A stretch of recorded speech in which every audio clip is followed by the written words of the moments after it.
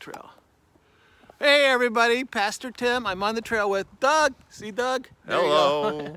I love Doug, and I've you. enjoyed his company for years. We've been friends a very long time, and Yes.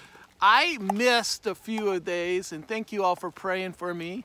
I got put into quarantine because of COVID and stuff, so the Lord protected my wife and I and my mother-in-law. We're all doing great.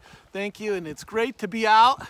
And it's great to know that I'm not going to miss Easter, or I'm not going to miss. I'm doing some weddings in the near future. That's right. I'm not going to get knocked out. It's already happened. Excellent. It's over. That's right. Bring it on. Bring it on. Now, Doug, you've been in the promise for years and years. How many years has it been? I think Carolyn absconded me back in 1999, maybe? That's what I was thinking exactly. That was the first year I was in it. Right. Bud was I think doing the direct. He's playing Jesus and also directing, I think. Well, yeah, he was Wasn't super involved, Bud was. And then actually we had a different Jesus during the rehearsals.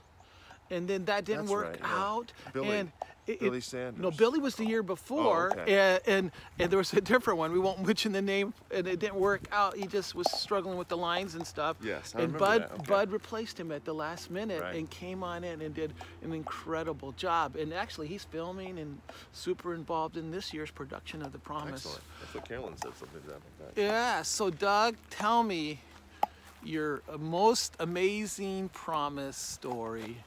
Stories. Every year it's always something. Every year it's interesting how God works within the family, and it's like a big family reunion for us, really. My most interesting, I would have to say, was when Carolyn told me to do the play. I was at a point in my life where, okay, I'll do it. You know, you're my sister. You tell me to do it, and I'll just do it. And she's kind of bossy. And whatever. Yeah. Try growing up with her. Anyway. Yeah. So, anyhow, so I came into that. That's okay. So, anyways, so I was just doing it because she wanted me to do it, and I thought, well, okay, I'll do it. So, I did it the first year, and it was, you know, it was okay. It was impactful because you don't realize what Christ had to go through until you have to act it all out, and you have to go through it, and then, but you're not the good guy in this one. You know, I was the Roman guard. I was the bad guy. Yeah. So looking at it from that perspective, gee, I just, you know, killed the Savior of the universe 6 times and twice on Sunday. And so I had to deal. I marinated on that for, you know, the next year, and it came up again. And Carolyn added some scenes, I believe. My memory's not perfect on it, but she added some scenes, and one of the scenes was, hey, Doug, why don't you go up to the cross and kneel? You know, and I thought, well, that's just like the Centurion really did, because he said, you are the Son of God, you know, surely you were, yeah. And so I said, oh, okay, not a problem. And just talking about it makes me kind of feel different. But so that when the time came to do it, I went up there and I was looking at the cross, and I just fell to my knees and I started crying. I was just weeping. I just couldn't stop. I just could not stop. And it was. You know, Doug, and I remember this. I remember looking over it and going, what is happening? Yeah. It just, because I was out there as well as the narrator, you know. It was a God moment. Oh. And so I instantly was realized that, you know, I'd been on the fence my whole life. I'd been sort of doing the church thing, but not doing the God thing. And at that moment, it just split me in two, and I became helpless and open and vulnerable, and it changed my life. And so I do it because I love it. The work is hard, and the hours are grueling.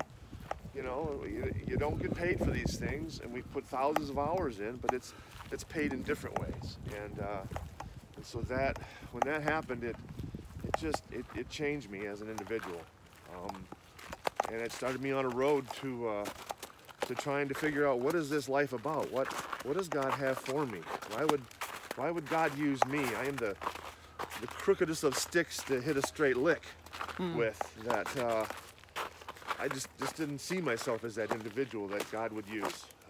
there's got to be a lot of other people more qualified than me.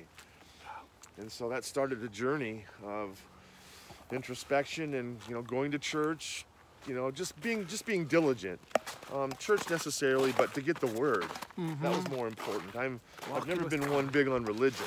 I'm big on relationship.